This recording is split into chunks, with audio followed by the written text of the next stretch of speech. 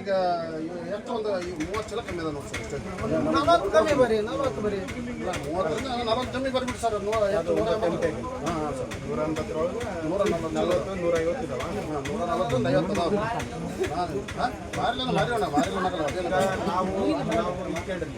ಮೊನ್ನೆ ನಾವು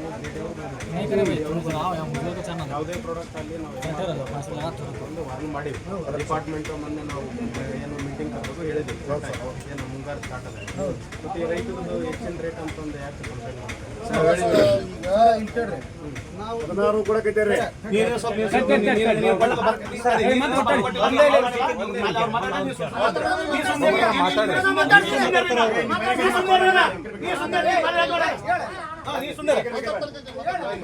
ಒಬ್ಬರ ಮಾತಾಡ್ರಿ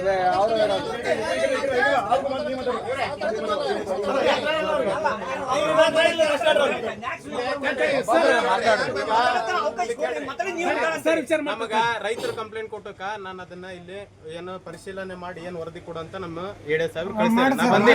ನೀವು ಸುಮ್ಮಿದ್ರ ಪರಿಶೀಲನೆ ಮಾಡಿ ನೀವೊಂದು ಇವ್ರೊಂದು ಮಾತಾಡಿದ್ರೆ ನಾ ಏನು ಮಾಡಕ್ ಅದಕ್ಕೆ ನಾವು ಮಾತಾಡ್ತೀವಿ. ದಯವಿಟ್ಟು ಸುಮ್ಮಿರಿ. ನಿಮ್ದು ಏನಾದ್ರು ತೊಂದರೆಗಳಿತ್ತು ಅಂದ್ರೆ ನೀವು ಆಮೇಲೆ ಏನಾದ್ರ ನಮ್ಮ ಆಫೀಸ್ಗೆ ಬೆಟ್ಟ ಆಮೇಲೆ ನಾವು ಹೊರ ಮಾತಾಡೋಣ.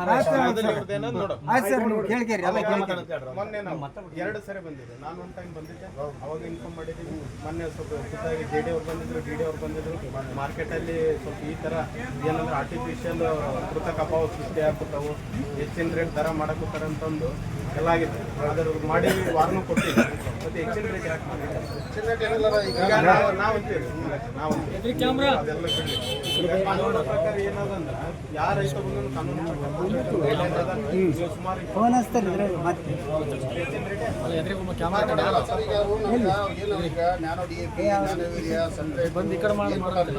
ಅವೆಲ್ಲ ಮಿನಿಮಮ್ ಈಗ ನ್ಯಾನೋ DAP ಕೊಟ್ಟರೆ ಅರ್ಧ ಲೀಟ್ರು 600 ರೂಪಾಯಿ, ನ್ಯಾನೋ ಯೂರಿಯಾ ಕೊಟ್ಟರೆ ಅರ್ಧ ಲೀಟ್ರ್ 300, ಸೆಂಟ್ರೇಟ್ ಕೊಟ್ಟಾರ ಅದು ಆ್ಯಕ್ಚುಲಿ ಅವ್ರ ರೇಟು 800